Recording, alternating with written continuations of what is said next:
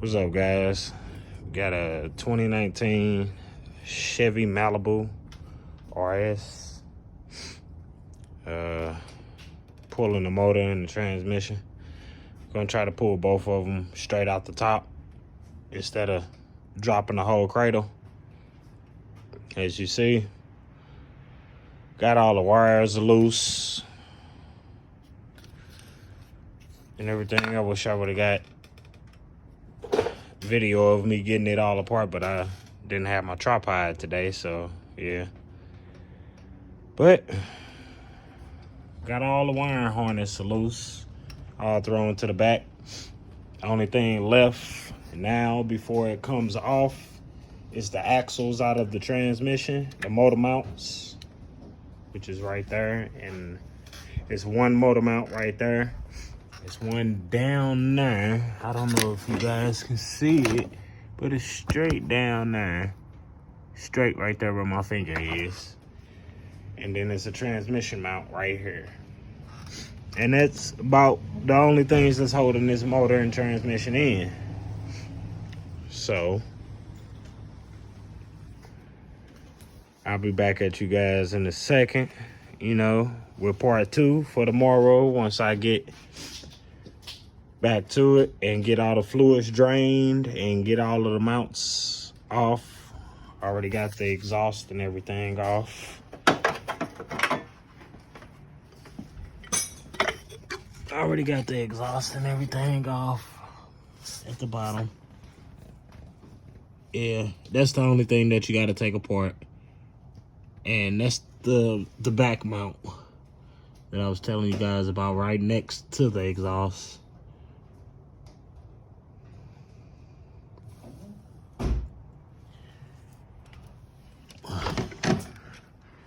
So yeah, that's about it. Be back to you guys with a part 2.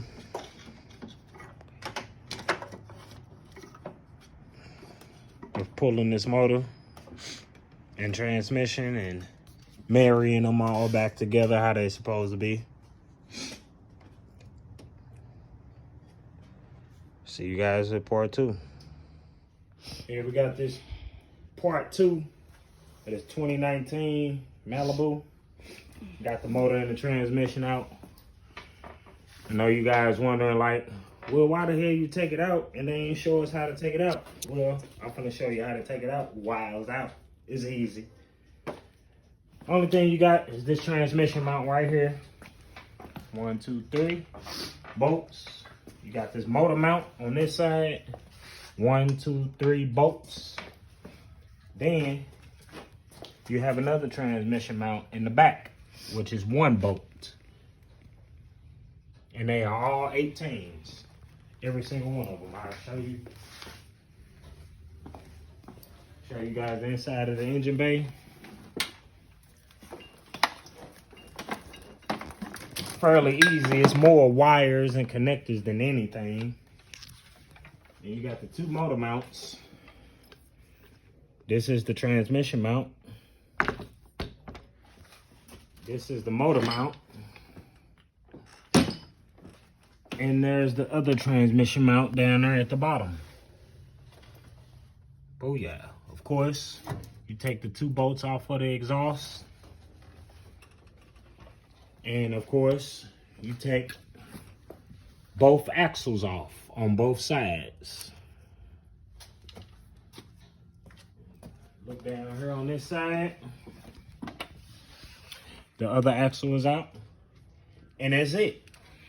The motor and the transmission will come out of the vehicle straight up. We took it straight out. Of course, we use a balancer because we're taking the motor and the transmission out, you know. But here it is, all out. And this motor was previously swapped by somebody else, and I'm here to take it out because it wasn't starting. It was acting as if it was locked up. So my job is to make sure the motor is not locked up, which I already turned the motor over. No, it's not locked up. I already turned the motor over and it spins freely. you know, so we got no problem there. And the flywheel and the torque converter are both attached correctly, but the dilemma is acts as if it's locked up. So what I'm gonna do is separate the two, put the transmission back in first, then put the motor back in second, after I get the transmission and everything hooked back up right and everything is all torqued down and to spec and everything, put the motor back, and we should have a running vehicle. This is a newer motor with lesser miles on it, and there's nothing wrong with it. So, all you guys got to worry about if you're doing a motor swap on a 2019 Malibu is just the wiring harness. That's your main culprit. Getting the wiring harness out of the way first. Once you get all of the wires disconnected and the coolant hoses, once you get all of this stuff connected, whoop, I just spilled a little bit. The upper radiator hose, bottom radiator hose, you see we left the AC connected. The AC is still connected, so we don't have to drain the lines or vacuum them out or anything like that. Fuel line is out. Make sure you don't just leave it dangling, so you end up having a pool of gas.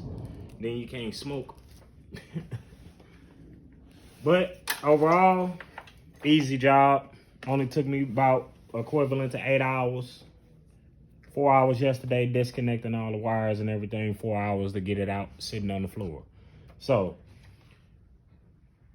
if you guys stick with me, I got more videos coming when I get everything back on tomorrow.